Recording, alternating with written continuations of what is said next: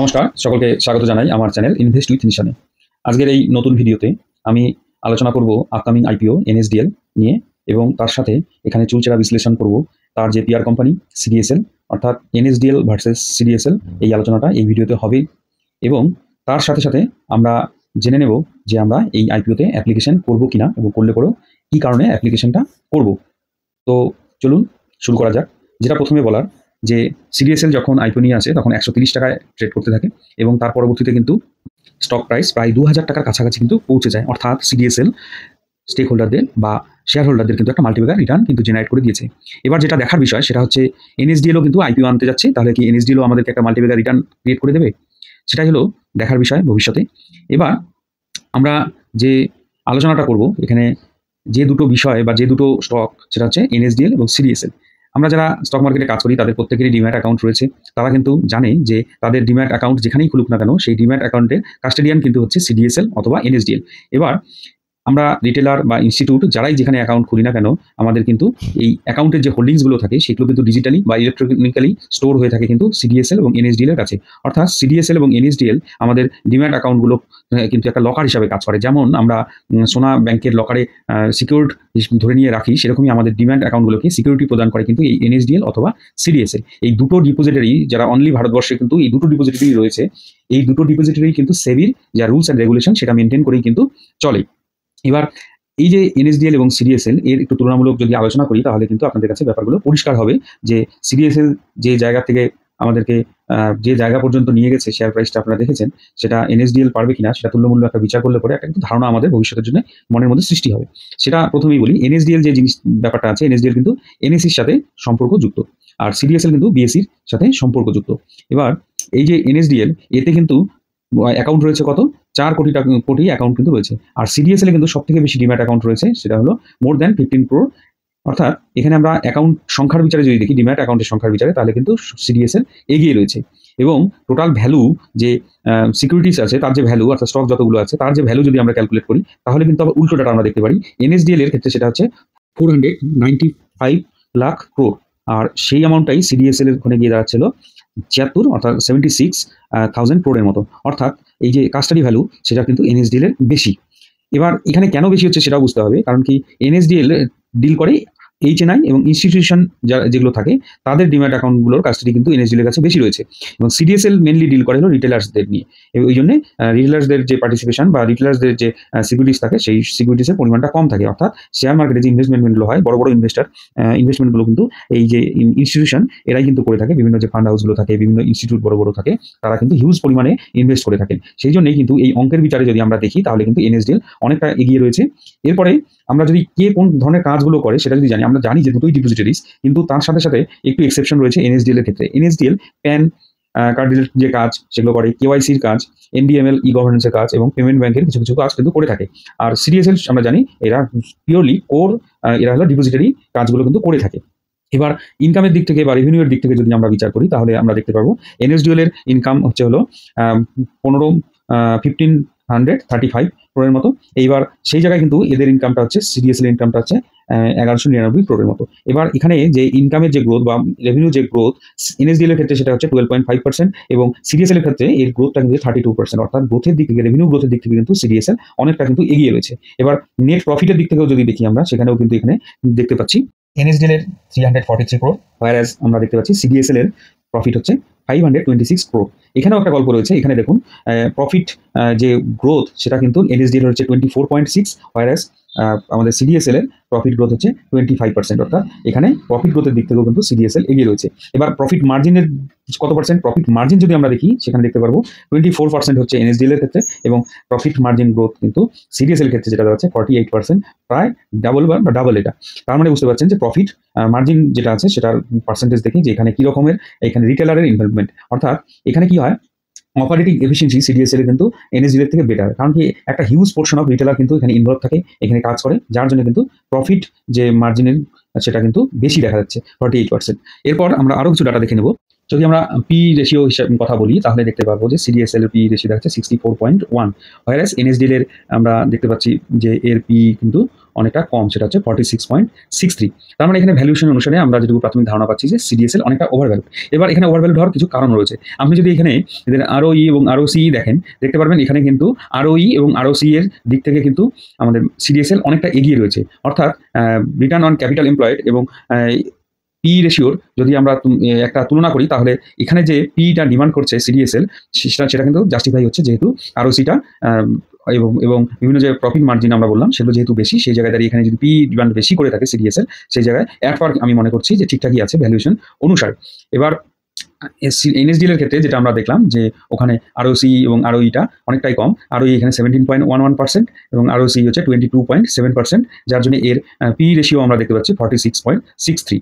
তার মানে এখানেও আবার যেহেতু রিটার্ন অন ক্যাপিটাল এমপ্লয়েড কম রয়েছে, সেই জায়গায় পিও কিন্তু কম রয়েছে। অর্থাৎ আমার হিসাবে এখানে অল্প বিস্তর যদিও একটু ওভারভ্যালু যদি থাকেও সেটা কোনো সমস্যা হওয়ার কথা না, যেহেতু return on capital employed CDSL এর বেশি রয়েছে। সিডিএসএল একটু ওভারভ্যালু হলেও সেটা কোনো সমস্যার ব্যাপারও নয়।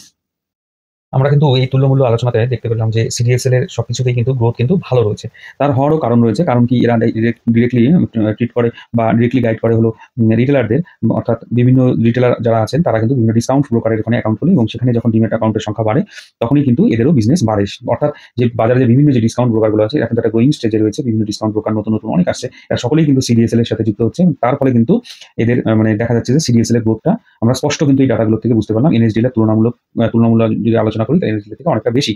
এবং এনএসডিএল এর ক্ষেত্রে কি হয় ব্যাপারটা, এনএসডিএল যেহেতু ইনস্টিটিউশনের সাথে কাজ করে, যেমন আইসিআইসিআই সিকিউরিটিজ, তারপর এইচডিএফসি সিকিউরিটিজ, এই যে বিভিন্ন ব্যাংকের যে সিকিউরিটিজগুলো তাদের সাথে কাজ করে। অ্যাকচুয়ালি যে কোনো ব্যাংকের কোর বিজনেস তো ব্রোকিং বিজনেস নয়, তাদের কিন্তু মেন বিজনেস থাকে ব্যাংকিং যে বিভিন্ন অন্যান্য সার্ভিসগুলো আছে সেগুলো প্রোভাইড করা। সুতরাং এখানে তাদের ইনভলভমেন্টটা ডিম্যাট অ্যাকাউন্ট ওপেনের ক্ষেত্রে একটু কম ইন্টারেস্ট থাকে, সেই জায়গায় দাঁড়িয়ে কিন্তু তাদের গ্রোথও কিন্তু হালকা হয় এবং কম হয়। সেই জন্যই আমরা দেখতে পাচ্ছি যে সিডিএসএল এর তুলনায় এনএসডিএল গ্রোথের দিক থেকে পিছিয়ে রয়েছে। ওভারঅল ব্যাপারটা এরকমভাবে বোঝা গেল যে CDSL looks more promising in the short term, অর্থাৎ অল্প সময়ের জন্য মোর প্রমিজিং মনে হচ্ছে আমাদের কাছে, এবং হায়ার মার্জিন এবং স্ট্রং রিটার্ন অন ইকুইটির জন্য মোর অ্যাট্রাকটিভ কিন্তু সিডিএসএল দেখাচ্ছে শর্ট টার্ম। তবে এনএসডিএল আইপিও তাদের জন্য বেস্ট হতে পারে যারা লং টার্ম ইনভেস্ট করেন এবং এটাও বিশ্বাস করেন যে ইনস্টিটিউশনাল গ্রোথ একটা লং টার্ম ওয়েলথ ক্রিয়েট করতে পারে। যদি ইনস্টিটিউশনাল গ্রোথের উপর বিশ্বাস রাখেন তাহলে যারা লং টার্ম ইনভেস্টার তারা কিন্তু এই আইপিওর জন্য ঝুঁকতে পারেন এবং লং টার্ম হোল্ডিং যদি রাখতে চান রাখতেও কিন্তু আপনারা পারেন। তবে এটা বিষয় যে ভারতীয় শেয়ার বাজারে দুটো ডিপোজিটরি কিন্তু মিউচুয়ালি কোএক্সিস্ট করছে, অর্থাৎ ভারতীয় শেয়ার বাজারে ডিম্যাট অ্যাকাউন্ট খোলার যে ব্যাপার সেখানে রিটেলার পোর্শনটা মেনটেন করছে বা তার সেই ডিম্যাটগুলো লকারের কাজ করছে কিন্তু সিডিএসএল, এবং ইনস্টিটিউশন থেকে যে ডিম্যাট অ্যাকাউন্টগুলো হচ্ছে সেগুলো কিন্তু এনএসডিএল হ্যান্ডেল করছে বা লকারের কাজটা কিন্তু সামলাচ্ছে কিন্তু এনএসডিএল। সেই জায়গায় দাঁড়িয়ে ভারতীয় শেয়ার মার্কেটের গ্রোথ, যেহেতু ভারতবর্ষের এখনও কিন্তু 145 কোটি জনসংখ্যা যদি থেকে থাকে ভারতের অ্যাপ্রক্সিমেটলি, সেখানকার মধ্যে মাত্র কিন্তু 7 থেকে 8 কোটি লোকের ডিম্যাট অ্যাকাউন্ট রয়েছে। আগামীতে একটা হিউজ স্কোপ রয়েছে, সেখানে কিন্তু ইনস্টিটিউশন বলুন আর রিটেলার বলুন সকলেরই কিন্তু একটা গ্রো করার স্কোপ রয়েছে। অর্থাৎ গ্রো যেভাবেই হোক, যে এনএসডিএল এর আস্তে আস্তে গ্রোথ হোক বা সিডিএসএল এর খুব ফাস্ট গ্রোথ হোক, গ্রোথ কিন্তু একটা রয়েছে, এই হলো বিষয়। এবার আমরা আইপিও ডিটেলস একটু দেখে নেব। আইপিও ডিটেলসের যে বিভিন্ন বিষয়গুলো একটু সংক্ষেপে বলার চেষ্টা করবো, কারণ কি অনেকটা সময় চলে গেছে দুটো তুল্যমূল্য বিচার করার জন্য। অ্যাপ্লিকেশন পর্ব এনএসডিএল আইপিও চালু হচ্ছে জুলাইয়ের 30 তারিখ থেকে এবং শেষ হচ্ছে আগস্টের 1 তারিখ।